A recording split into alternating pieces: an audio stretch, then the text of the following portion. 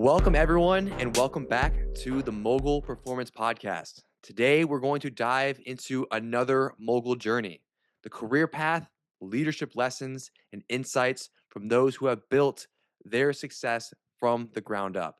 So today, we're going to have Andy Zembower, and we're going to highlight his 45 years of leadership experience, his extensive experience in the DoD, defense, and intelligence, and his focus on leadership development and business growth. So what you're going to gain today is you're going to learn lessons in navigating career transitions, the importance of mentorship, business strategy, and leading high stakes teams. How Andy is shaping the next generation of leaders through his work that he's doing today. So before we dive in, I just want to do a quick promotional as well. If you're looking to level up your leadership, Mogul Performance is here to help. Whether you're an emerging leader, a seasoned executive, a business owner, we offer executive coaching, leadership assessments, and development programs to help you scale your impact. So go ahead and grab our free resources we have on the Mogul Performance website or book a discovery call to learn more. So, Andy, let's jump into it. How are you doing today?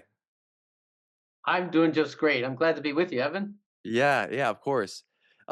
So just briefly before we start jumping into your journey from engineer to executive, just kind of walk us through a bit about your background.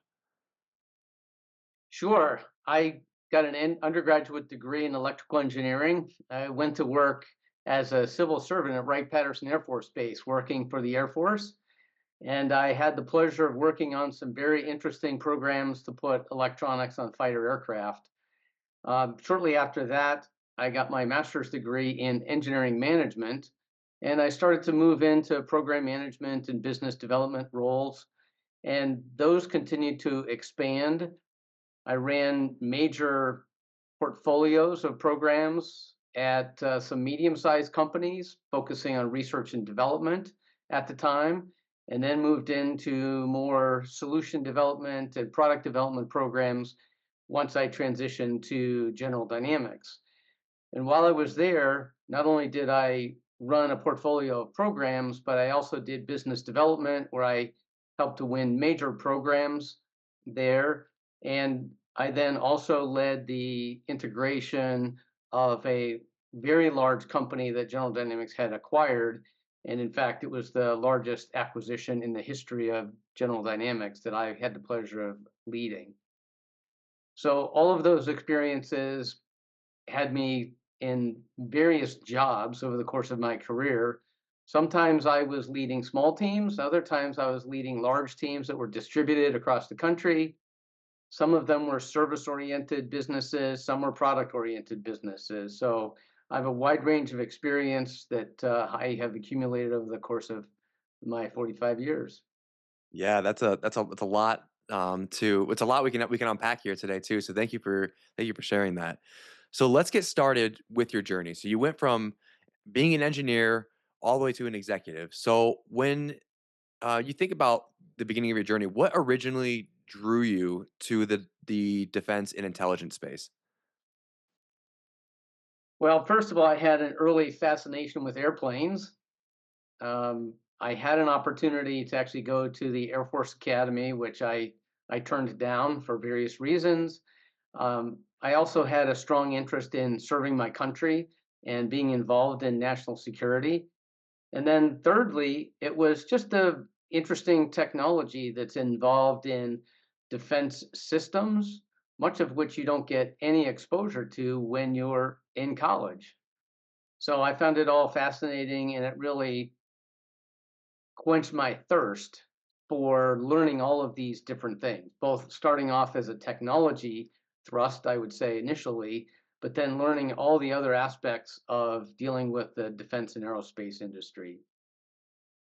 That's awesome. That's really unique. And for those of people who don't know what a civil servant is, can you explain what that is?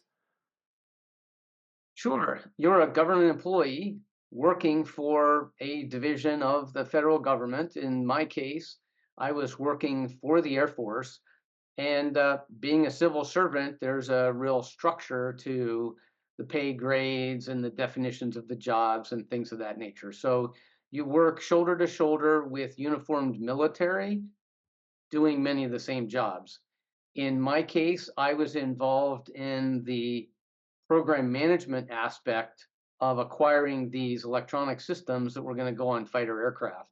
I was involved in writing the specifications, selecting the contractors, doing the testing and evaluation of those systems, and eventually certifying their use on military aircraft. Mhm. So a lot of responsibility there.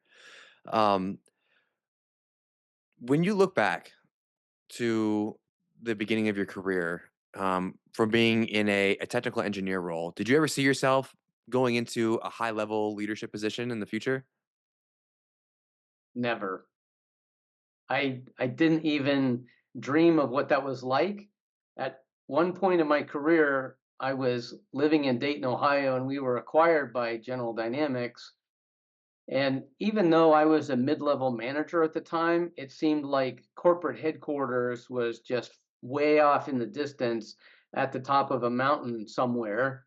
And I actually had no idea how I would ever get there. I'm not even sure I aspired to get there, but over the course of time, when I did difficult things and I built a network of people that I could trust within the company, it literally was one of those situations where uh, preparation and luck created opportunities for me. And my takeaway from that is that there really is not a career ladder, so to speak, where you do one thing and then the next, and you just progress to higher and higher levels. This whole idea of having a well developed and integrated network and doing some tough things and proving that you can get things done is what will create opportunities that certainly I never saw in the course of my career.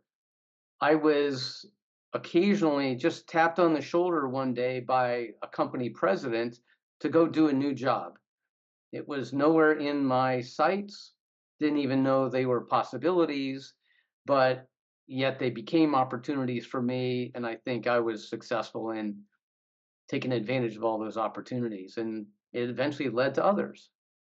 Mhm, and I think if we were to even, like, unpack kind of like that of, like, who you were at that time as that individual, it sounds like you were someone who was highly dependable. Because if you're having the vice president, tap on your shoulder for a new position, it sounds like your name has been thrown around a couple of meetings before.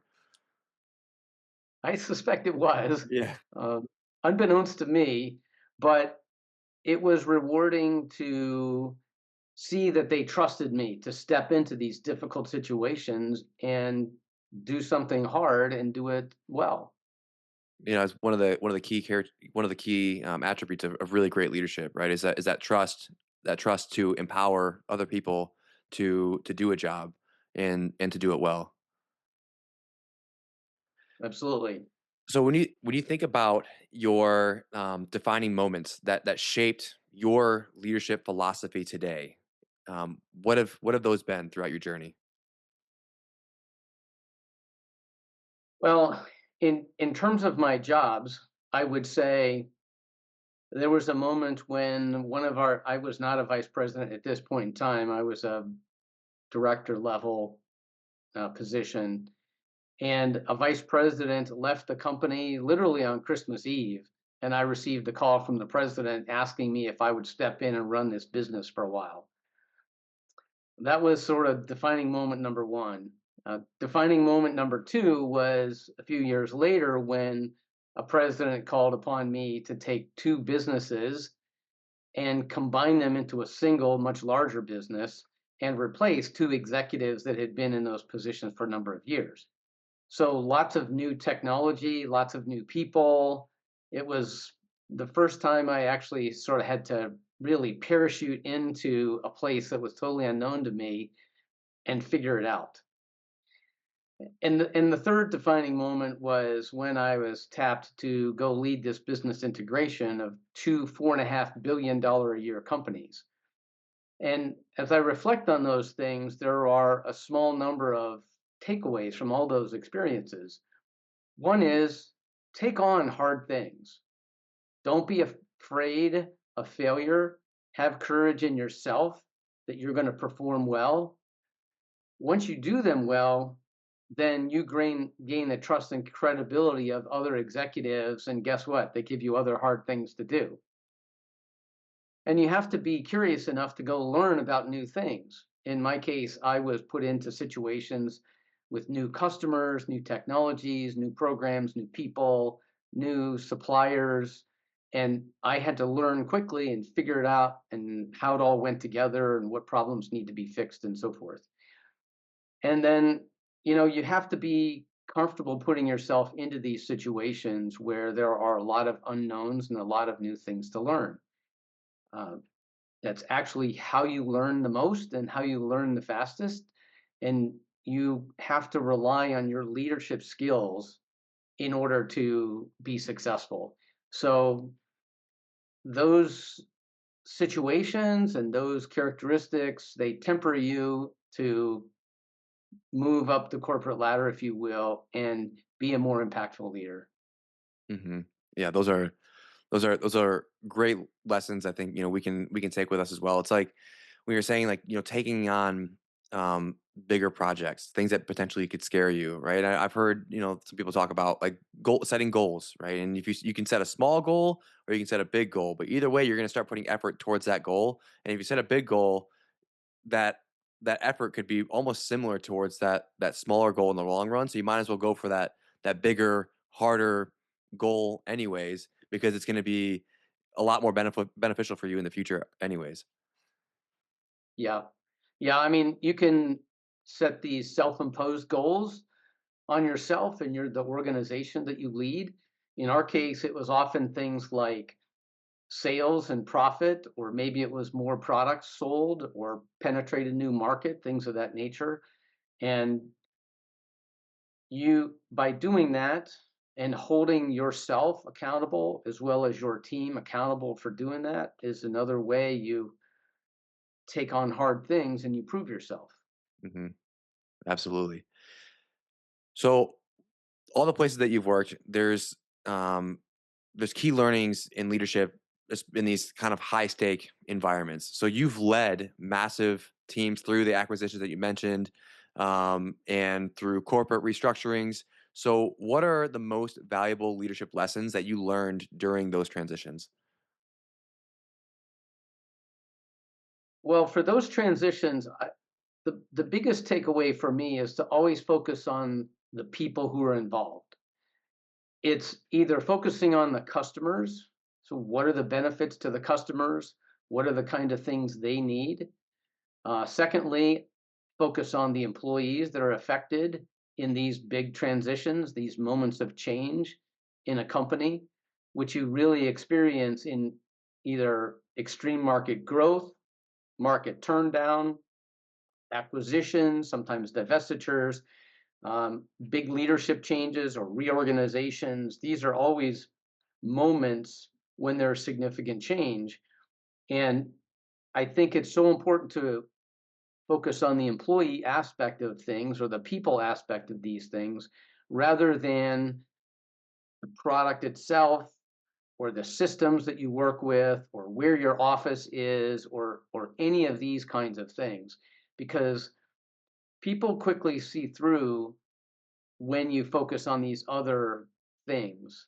um, they're interested in their own lives and how what you are doing benefits them, again, whether you're a customer or an employee. So being focused on the benefits to those people is what helps you get through these difficult change situations. Yeah, you mentioned talking, taking care of your people to serve the customer. And some of the best organizations, the best businesses that you see around are the ones that are taking care of the people first. They're putting their people first. I mean, pay is well, but that's not the only thing that's going to, I mean, that's an Right. extrinsic motivating factor to have someone perform. But you pay them well and you treat them well, you empower them. And then what does that ultimately lead to? That leads to great customer service. And a prime example of that is Chick-fil-A, right? You get most Chick-fil-A's you go to, maybe you can probably think of a couple that you're like, the service wasn't that great. But most Chick-fil-A's have exceptional customer service. And if you even think about when you're on let's say a service call with somebody, if you can just take a moment and just think, when was the last time I called customer service, and when was that experience amazing? When was that a good customer experience on that phone? Most people are gonna be like, I can't remember the last time that happened. For me, it was several years ago, but I remember the company that I called, and that was Sonos, because the individual who I talked to who worked for Sonos, he was fun, he was enjoyable, we made jokes, and I called frustrated about an issue that I was having, and I felt so much better on that call. Now, why is that individual, and I asked him this, why is he so happy about his job? He knows the impact that he's making. He knows exactly what Mhm. he's doing, and because he enjoys what he does, and he knows the impact that he's making on people, he provides such an exceptional customer service base. And now I'm the one who's referring them and talking about them now. This was maybe 5 or 6 years ago. Yep. And in that phone call, you didn't care what system he was using. You didn't care what it cost or anything. All you cared about was solving your problem, but the fact that it was an enjoyable experience. And the same thing is true in business. Um, it's just not a good day when you go to a customer and you say, well, we have to do this for some internal company reason, and you don't frame it in a context that customers will care about. Yep, exactly. Even just a phone call that I got off of earlier today. We're working on this user interface for something, and um, basically there was a feature that we wanted to work, and how us as a customer, how they explained it to us was, well, we can't make that work because we can't check this box. That was literally it. And it's like, this isn't like that. We're totally missing the customer at that point. Yep. So when it comes to mentoring and developing future leaders, what's your approach to doing that? Well, I think the first thing to do is to understand their strengths, weaknesses, aspirations. And I would say once you do that, then the dialogue with them has to be genuine and be focused on sharing your experiences to help them grow and learn as quickly as possible. In your learning journey as a leader, there's a tremendous number of things that you need to try and learn. And there's various ways that you can learn them. You can learn through experience or OJT, which oftentimes just takes years. You can learn through books and podcasts and other people's experiences. And then you can learn by working with someone else who has gone through some of those same experiences. I find that the latter is the richest experience because you can relate to the person that's going through the same sort of thing that you went through at some time earlier. And so it's most helpful to them if you can engage them at that level.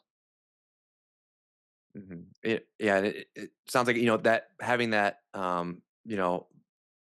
mentorship accelerates the learning process, right? You can pick up a book, you can listen to a podcast, or you can do some OJT on the job training, right? But are you doing the right on the job training? Are you reading the right books? Are you listening to the right podcast? Are you you know and the mentor can really help you hone in on that specific space that you need. Yeah, I would ask you to reflect on the last time you read the user's manual for a piece of software that you purchased, right? You As didn't much as learn the much terms and about. agreements. Right. But if you were to sit next to somebody who'd been using PowerPoint or Excel for a couple years, you would learn from them much faster than if you just got, a book on that product. Exactly. Same thing is true in all kinds of business situations. Mhm. Exactly. So let's shift over into leading through change and then business transformation. You have worked for or worked on multi-billion dollar acquisitions and integrations, as we talked about. So what's the biggest mistake that you've seen leaders make during these mergers or acquisitions? Well, there are three general classes of mistakes that I've seen. The first is that after a company gets acquired, they want to be left alone. So they want to get the advantage of the new uh, prestige that comes with the brand, if you will, but they also hang on to the prestige and name recognition of their uh, legacy company, and they want to hang on to that for an extended period of time. And so they tell the parent, the new acquirer, hey, because our name is so valuable in the marketplace, you can't really change the name. And oh, by the way we've done things has worked well for the past X number of years. We're still able to win new business and execute our contracts, things of that nature. Um, the problem with that approach is that you end up creating a subculture within your company, and it turns out to be a something like an infection. It fights against the parent company for a long period of time. And when that happens, there's a couple negative outcomes. One of which is the parent company decides it's not worth the effort anymore. We can't get these people to change. They're not going to see the benefit of being part of our company, and they turn around, they sell them. So there's a lot of time and effort and money wasted by going through that acquisition process, fighting off the parent company, and then eventually getting rejected back into the marketplace. So I see that as problem number one. I think the solution to that is you need to go through a more deliberate and a more full integration of business processes, culture, um, things like that, in order for those things to be successful. It doesn't need to be immediate, but it needs to be deliberate and it needs to be on a reasonable timeline instead of we're just going to leave you alone and everything's going to be fine, because it generally doesn't work that way. What would you describe as a reasonable timeline? I'm just really curious about this because what you're saying is just it's hitting me right in the heart. It resonates so much, and I'm sure it's going to resonate with someone else. So I'm just kind of curious on the timeline you're thinking about. It's probably within a year or two, I would say.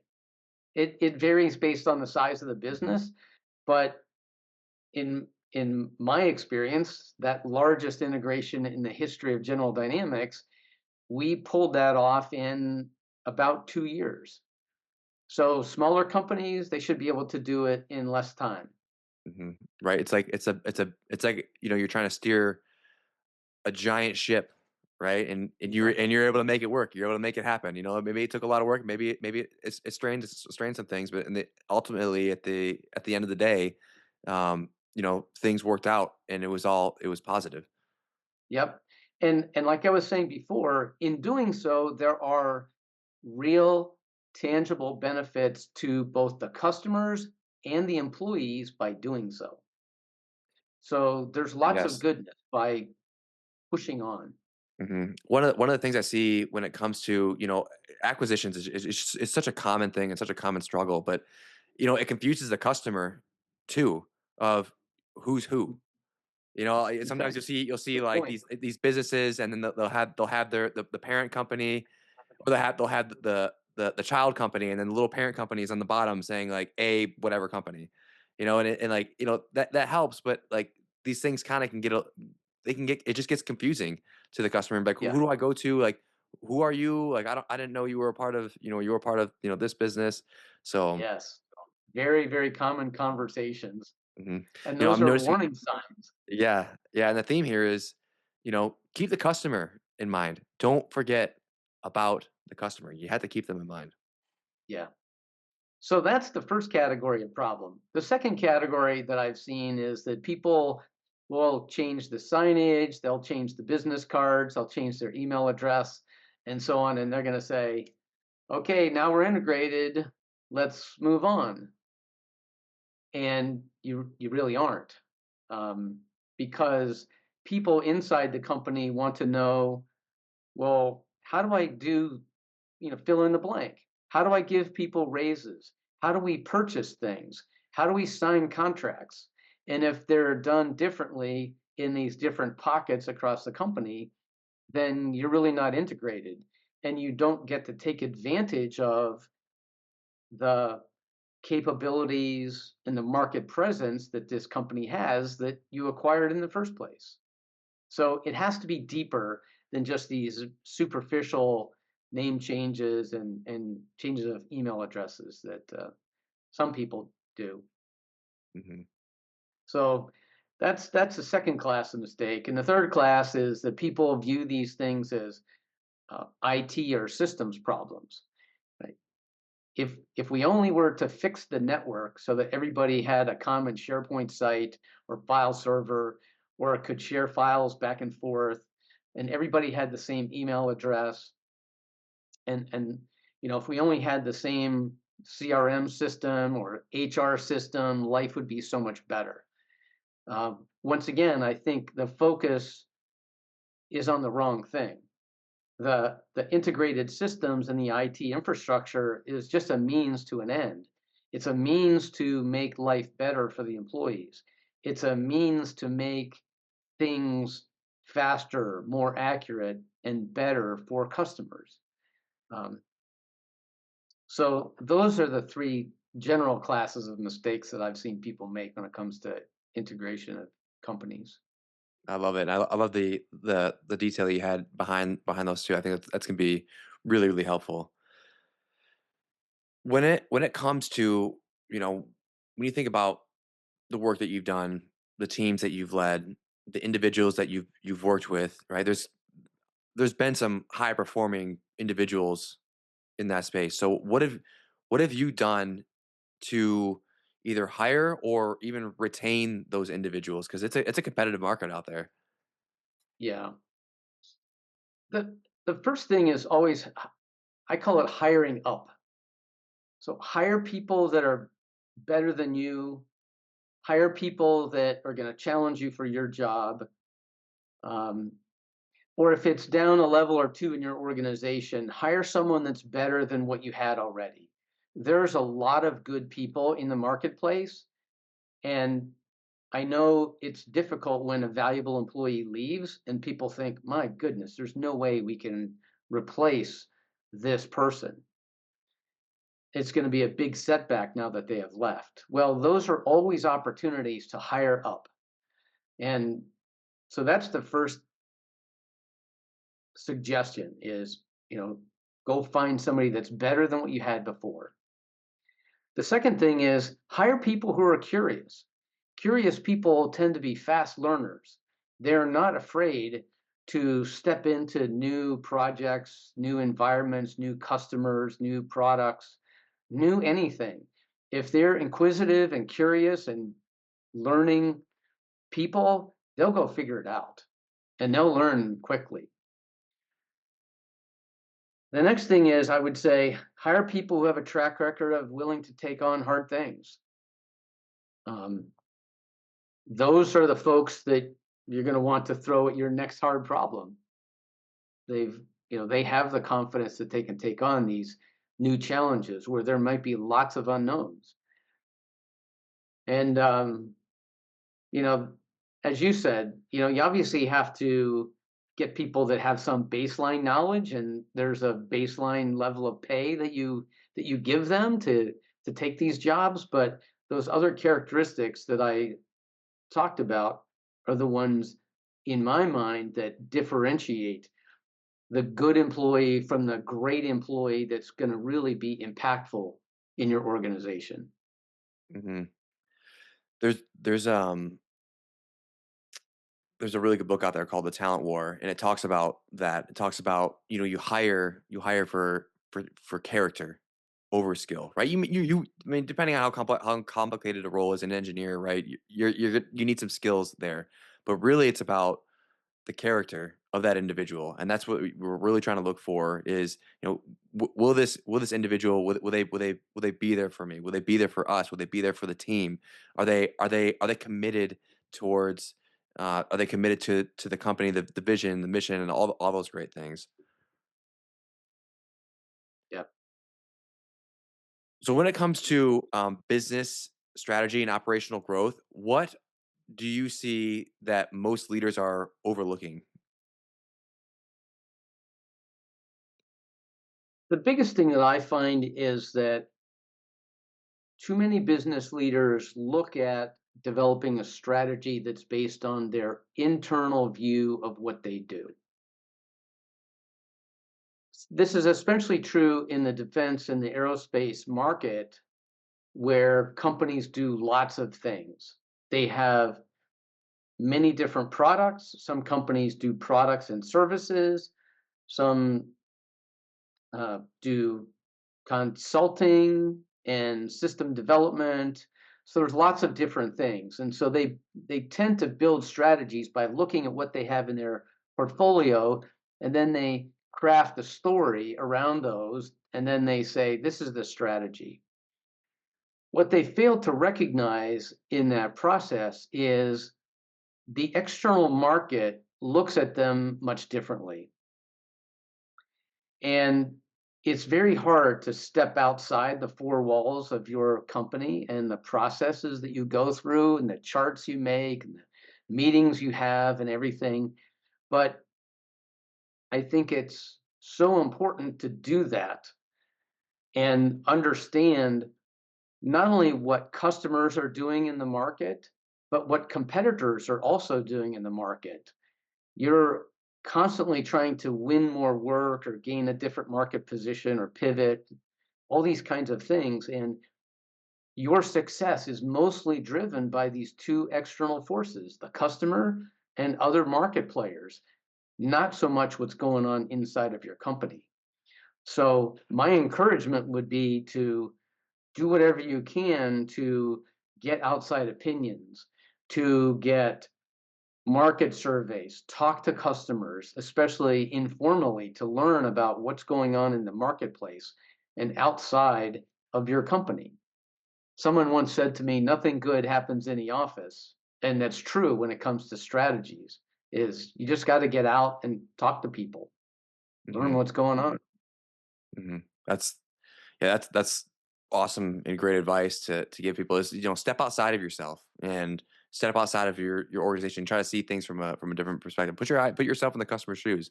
It's like it comes back to like some of the basics, right? But it sounds so easy, but it's not. Yep. So let's move over into leadership in crisis and then also change management. So in your role, while you were at General Dynamics, uh, you led a one of the largest business integrations in the company history that we talked about. So what was the secret to leading through that massive change, especially so quickly when you said over the course of 2 years? Well, it actually starts with a little bit of personal confidence that I would go figure it out. Um, One of the things that is not recognized about that particular job for me was I had actually never led an integration effort before. I had participated in them Mhm.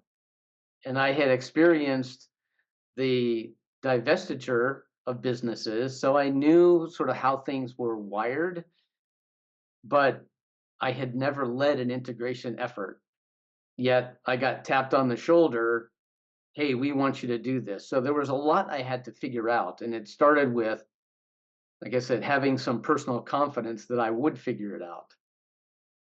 I then started to apply the principles that I talked about when it came to hiring people.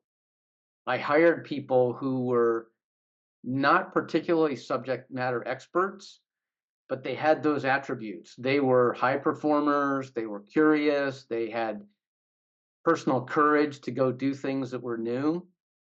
And I formed a small team to spearhead this effort. We had many other people involved, but those were a couple initial first steps. The next thing was doing all the prep work to understand what it is we were trying to do. Now, in the journey, we used this metaphor of climbing Mount Everest, and it was incredibly valuable in so many ways. It started with this idea I just talked about with hiring the good people. So think about if you're going to climb Mount Everest, you want people who you can count on. Your life is depending upon the people who are in your group.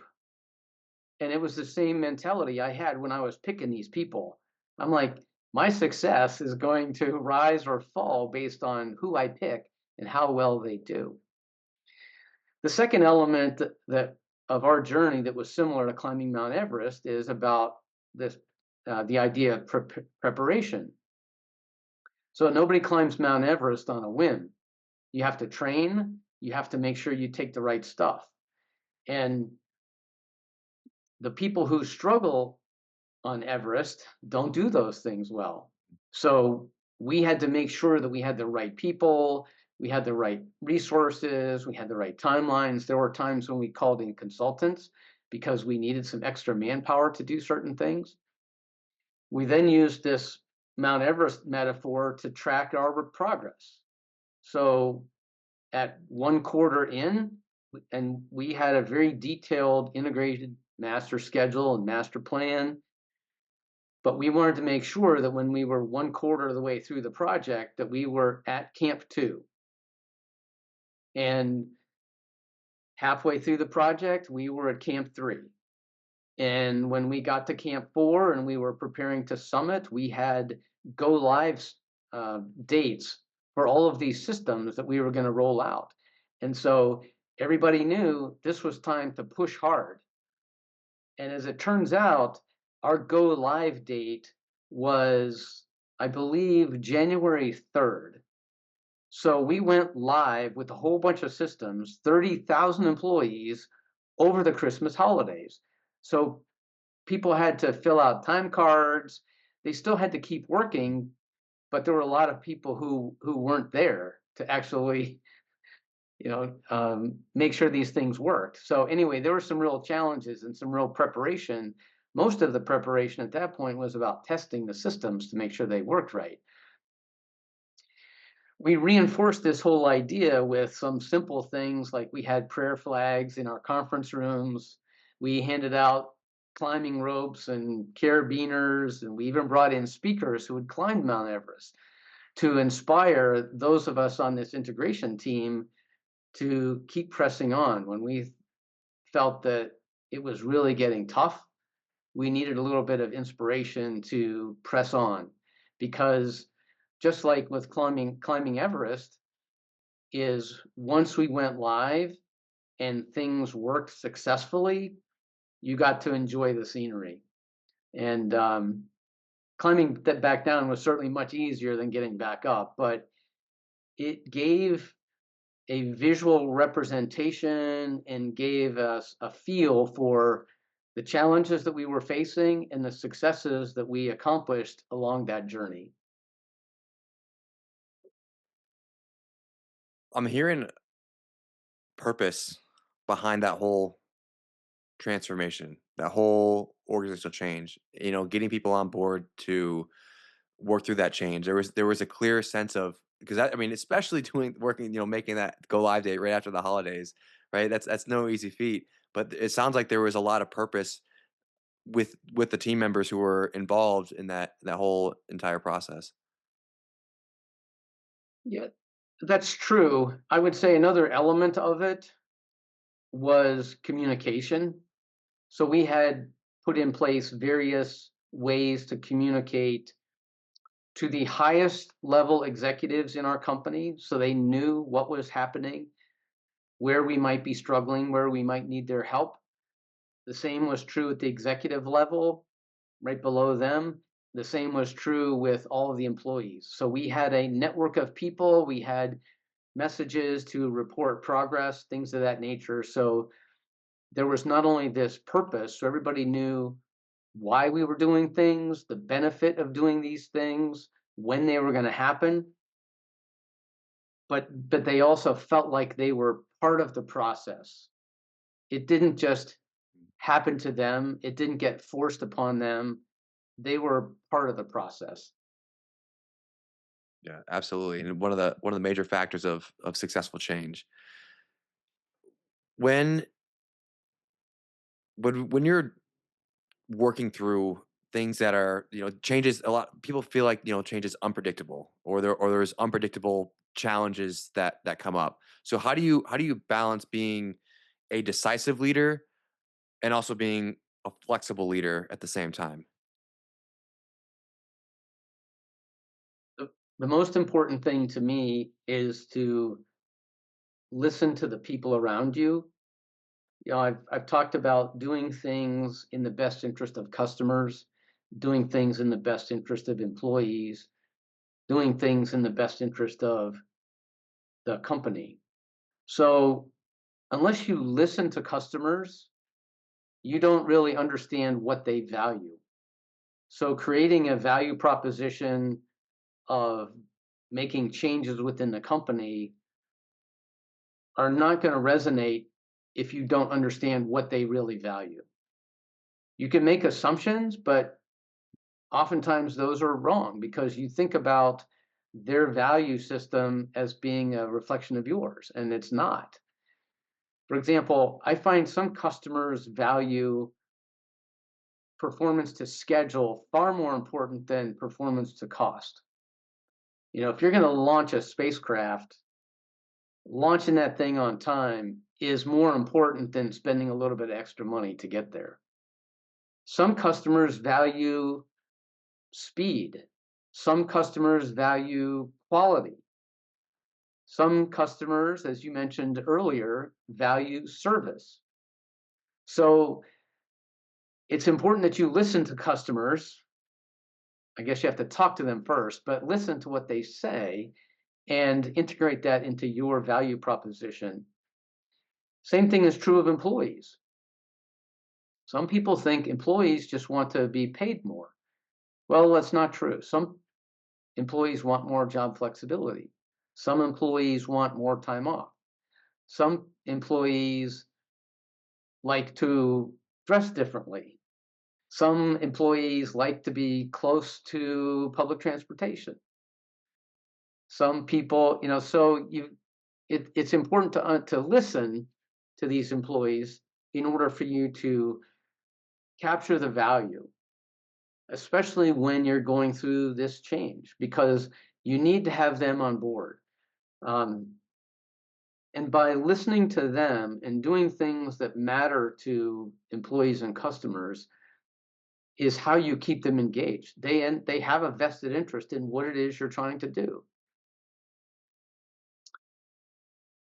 In terms of listening, you also have to listen to yourself. Eventually, as a leader, you have to make a decision.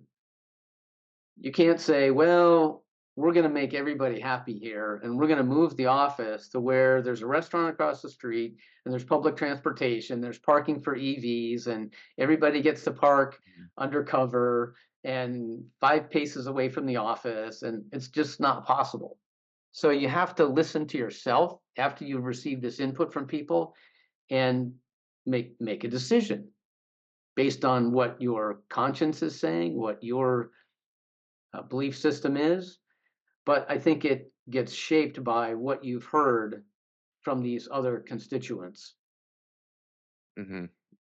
Absolutely. When you think back to young manager Andy or director Andy at the start of your leadership journey, what would you tell yourself then? One of the things I told myself was whatever you do, whatever decision you make, is to own it and stick around long enough to see how it plays out. I did not like situations where I would see people make decisions and then leave.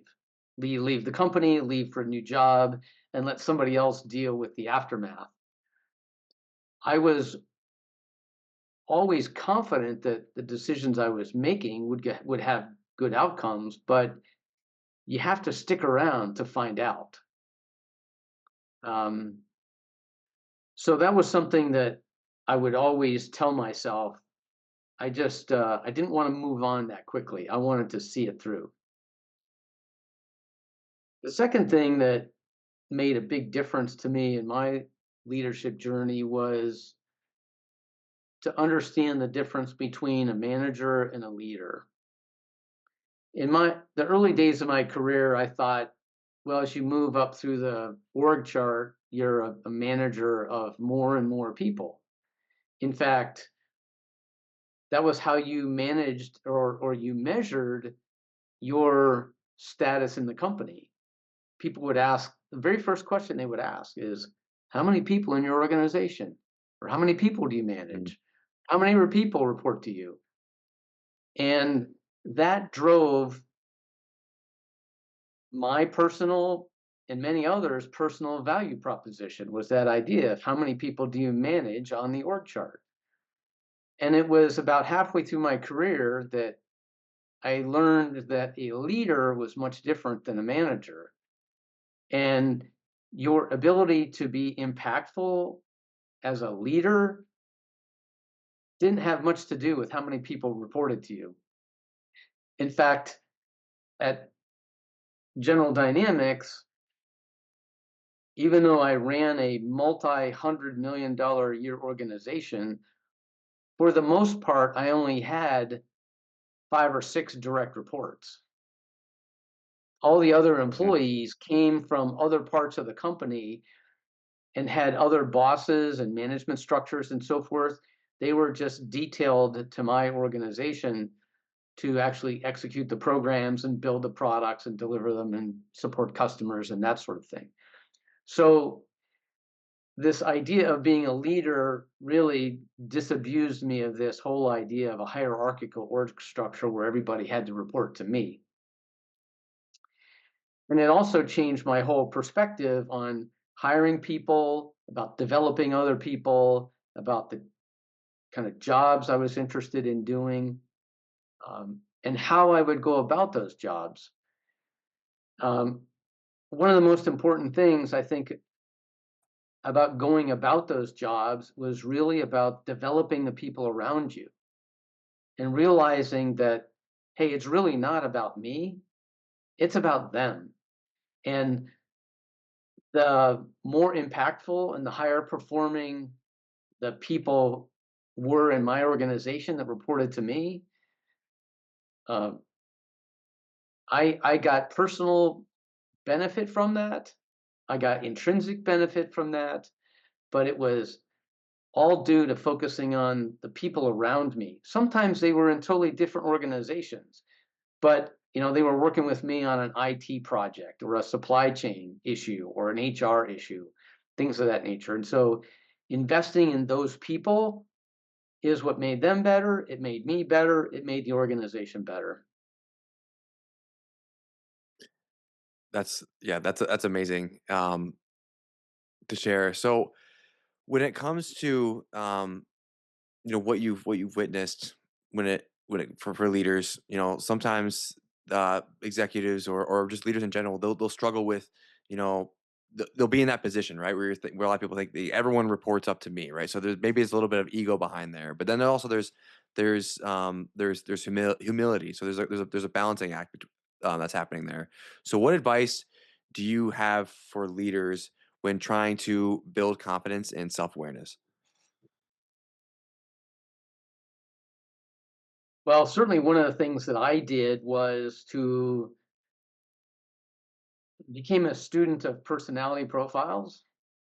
It helped me a lot. This was one of these things that as an engineer, you don't learn. So it was 15 years or so into my career that someone turned me onto this book called Type Talk at Work. And when I started to read that, I thought, boy, this makes a lot of sense. So let me see what what am I in this thing? Um, and and I learned that I was an ENFJ through that process, and I started to learn how to communicate with other people. I could recognize personality types, strengths and weaknesses, and so on. I found Myers-Briggs to be a little bit challenging to incorporate into the conversations with people at work. And eventually, I ended up taking a DISC survey. I know you know all about Mhm. Myers-Briggs and DISC survey, Yep. so no need to explain any of those.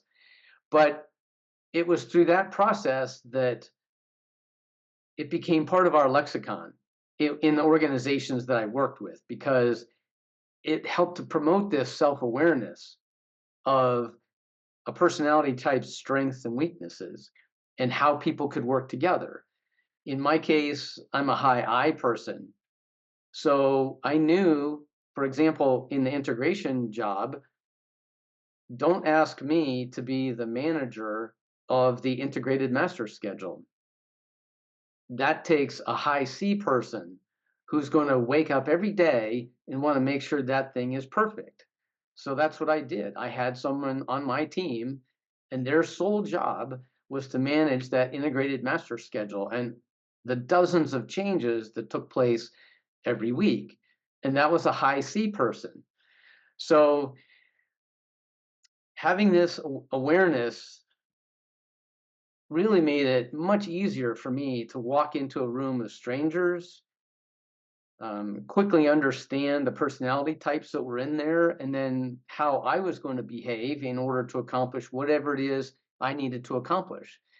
In some cases, it's just share information. It's other cases you're trying to get a decision made, and understanding those personality types is really important to achieving those objectives, because you then understand, do I need to provide a lot of data? Do I need to present a picture and a feel good story because this is a high I person? Or is this somebody that you just cut to the chase and say, there's three choices. I recommend A, and this is why. What do you think, ma'am or sir? Right. So Mhm. all of these, understanding of personality types was really helpful in developing my own personal self awareness and the people who worked with me, because we Mhm. talked And about it frequently. yeah, and that's why that's why those are so powerful when it comes to, when it comes to like executive coaching or leadership coaching, something that that you're also involved into doing, um, because it provides that awareness for leaders about themselves, and then even better if you get the personality type of your team, you start to understand, how can I use this person, like what areas are they are they going to excel in, based off of the work we have and their personality types. And even better beyond that is, those 360 assessments, a really good 360, that you can getting that feedback. That's probably, like I would say, almost say that that's like the gold standard for, for strong, you know internal self-awareness and external self-awareness. And I think it's important to do those more than once over the course of your career, because I noticed that um, my behaviors changed over time, and it's important to recognize that. Yep. Absolutely. Like my Myers Briggs didn't change too much, but after I kind of was going through the my coaching journey, I had a slight shift from the uh was it yeah from ES to EN. Yeah, I'm not surprised. Yeah. All right. So, um, after 45 years in leadership, you're now focused on developing the next generation of leaders. So, what is your mission in this phase of your career? Years ago, I learned about this idea of the learning leader, and after reading this, because I read a lot, I thought to myself, hey, I learn a lot. I'm a learning leader. What I didn't recognize that a learning leader is also a teaching leader. And so these two concepts of learning and teaching go hand in hand for me. I am constantly reading something about some new subject, and it helps me then turn around and share with other people, the things that I think will help them in their journey. I know I was fortunate enough to hire someone a few years ago who was a specialist in analytics. And as an engineer who had done a lot of analytical work, I thought I knew what analytics were. Well, turns out I didn't. So I ended up picking up a book and reading about analytics and the different types of analytics, prescriptive and so on. Um, and what that allowed me to do was then have a conversation with this person about analytics, but also then begin to start them on their leadership journey. So I was able to connect with them on that subject because I had learned something. And now I had this opportunity to teach this person some things that were going to be valuable to them far beyond their practice of analytics. So that's just one example. I've also found many leadership challenges that I've had to learn about. Um, Not all my learning comes from books. Some of my learning comes from doing what I call social experiments. Um, I will see a situation, like maybe there's a project that's multidisciplinary, and I'm not sure if someone has the ability to work with a broad-based team that doesn't work with them. So I'll give them a test project, if you will. It'll be a real project, but I put them in this situation where they're a little uncomfortable, and I watch how they perform. And I learn by watching them and their struggles. And then I have to then teach them how to be successful. And so once again, it's this combination of learning and teaching that I'm trying to convey to other new leaders. Um, it's enriching for both parties. I think it becomes a force multiplier, certainly within a company. The more that you can learn about what other people do, let's say, in my case, I didn't know that much about supply chain. So I learned about supply chain, and I ended up with this same sort of symbiotic relationship with people in the supply chain organization. So I learned some things, they learned some things. We helped the company overall perform much better when it came to picking suppliers and getting suppliers that could deliver on time and at the right price point for us.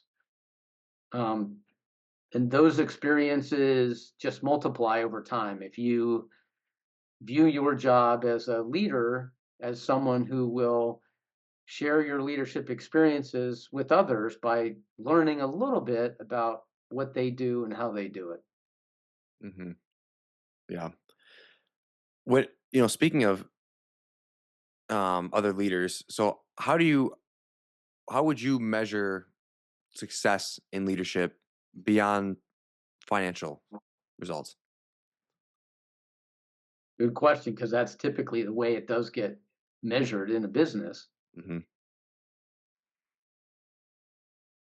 There's, I guess, one way I like to think about it is how many people in the organization really respect and care about you personally.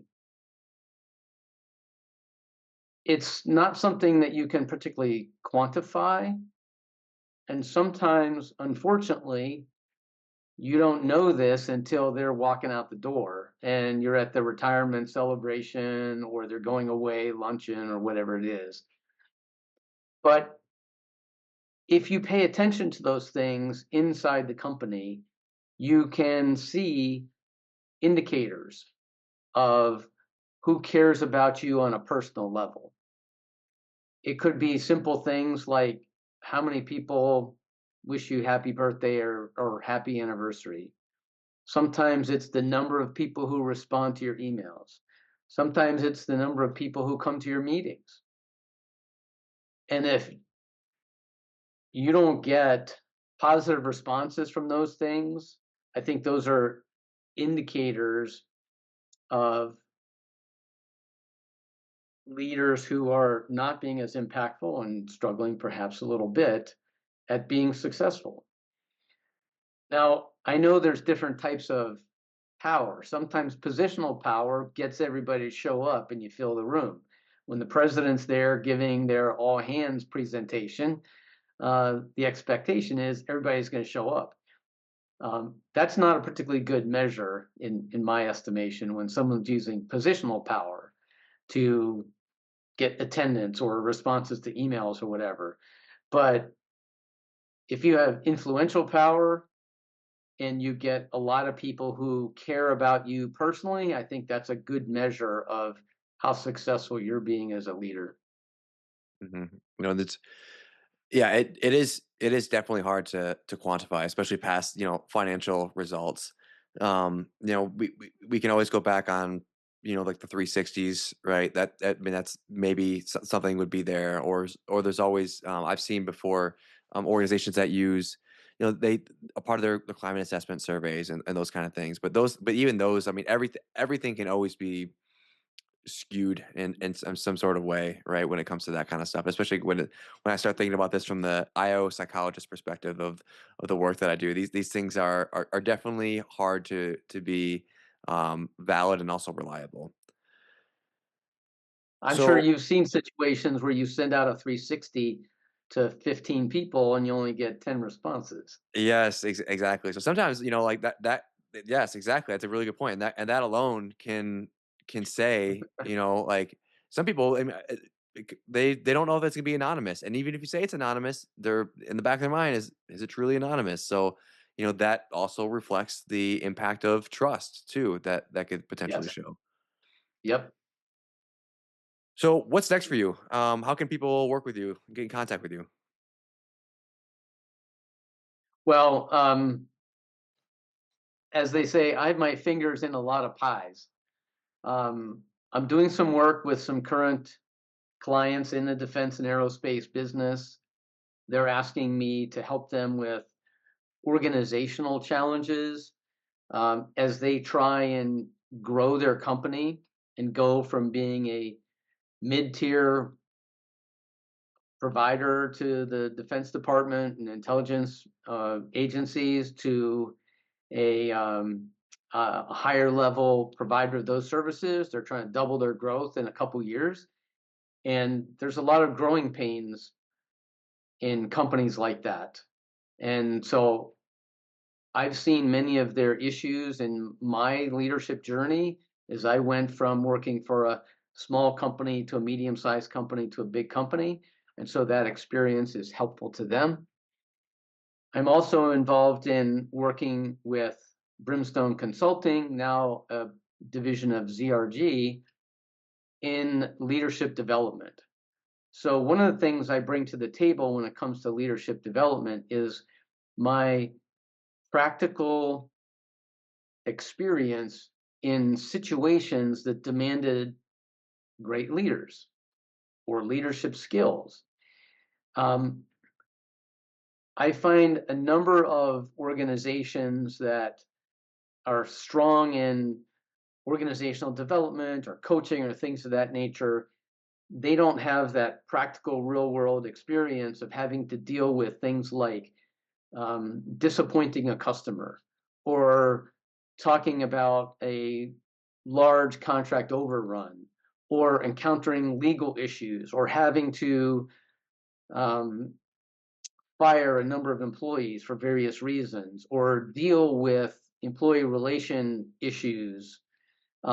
As a business leader and having gone through all those experiences, it's a way that I can add value to their own leadership journey and understanding their personality types. When you put those things together, and things like having difficult conversations with employees and customers and peers and so forth, um, or negotiating skills, you take those things and combine them with the practical experiences that I've had. I think it's a great mixture to really help leaders develop quickly. So I'm working in terms of putting some leadership development programs together where I'm adding that experiential component. And then I'm also working with some charities. I lead a food charity with my wife, and that keeps us very busy because there's lots of children in this world that are hungry on the weekends and hungry at night. And so helping um, the human challenges of our community is something that my wife and I are quite passionate about, and we spend time doing that. And then I'm also involved in some sports related activities as well.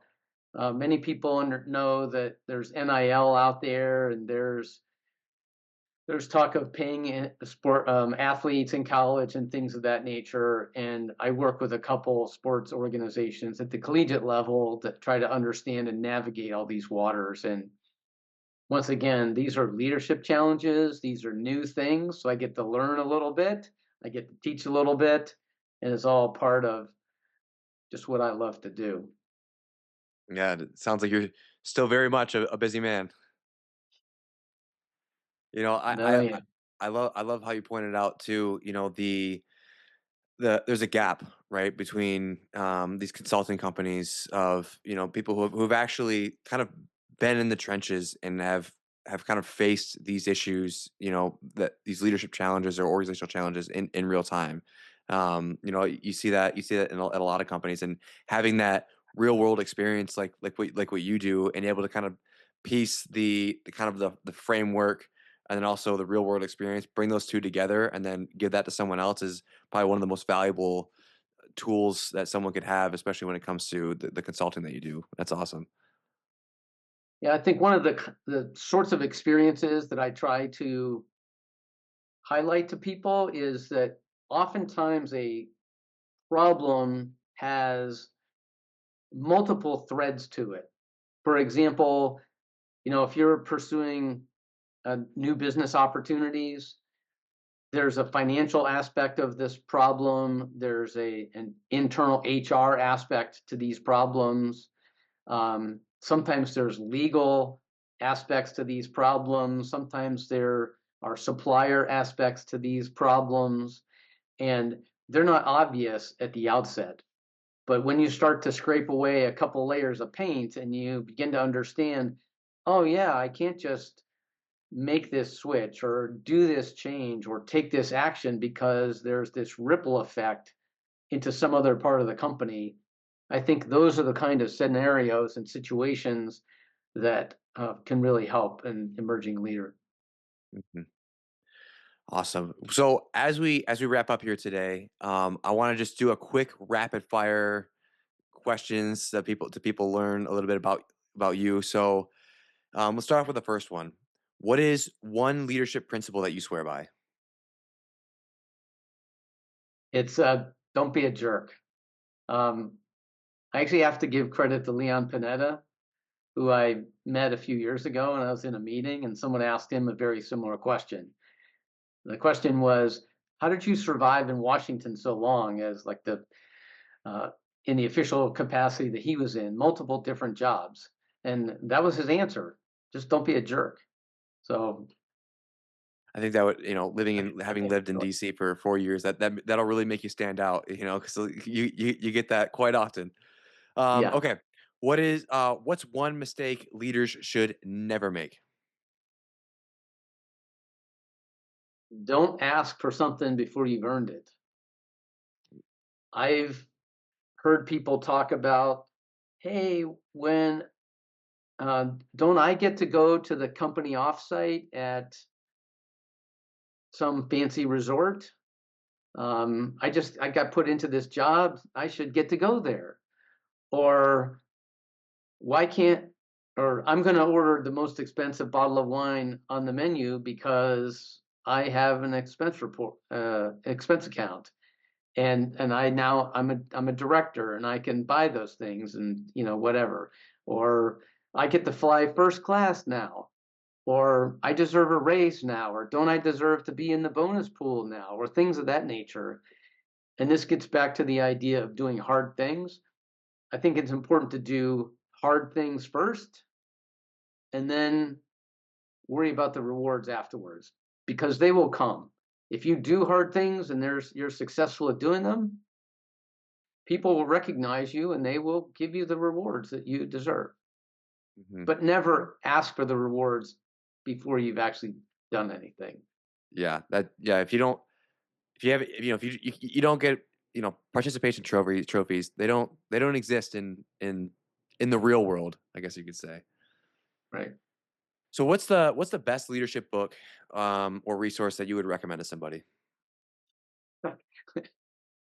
um, I'm not sure I have one. I have some, like, in the moment.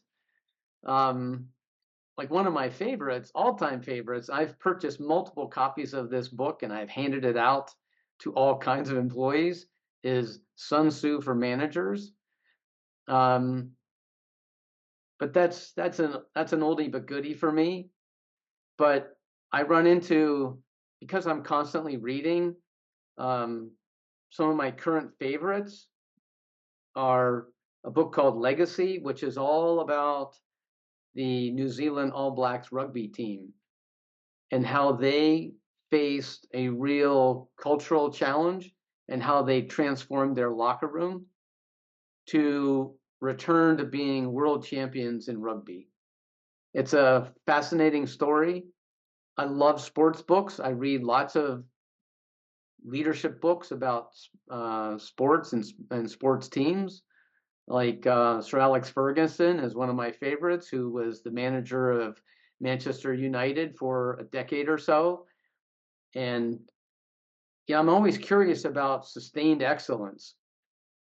So I read about college football teams and the coaches that have been able to win national championships, and people who win Super Bowls and things of that nature, because they're a reflection of the challenges that we face as leaders.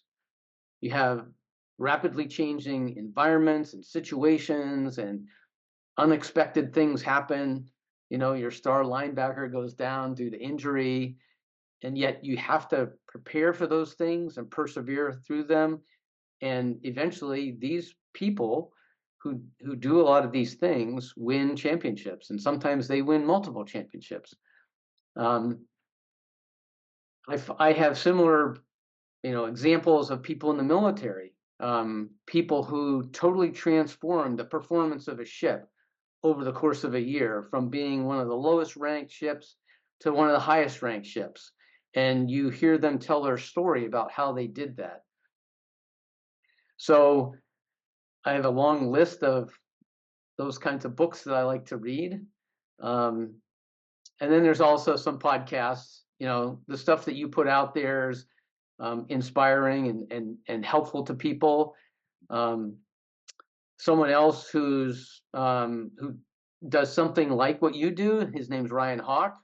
Turns out he was a friend of our kids as they were growing up, and he has a podcast that and a few books that he has written that are about great leaders that he has talked to over the course of time. And these are all great resources, and I would recommend any and all of them because it's a way to learn quickly. Yeah, we'll definitely have to check out some of those. And then the last one. So if you could leave leaders today who are listening to this podcast with one mindset shift that will help them grow today, what would that be?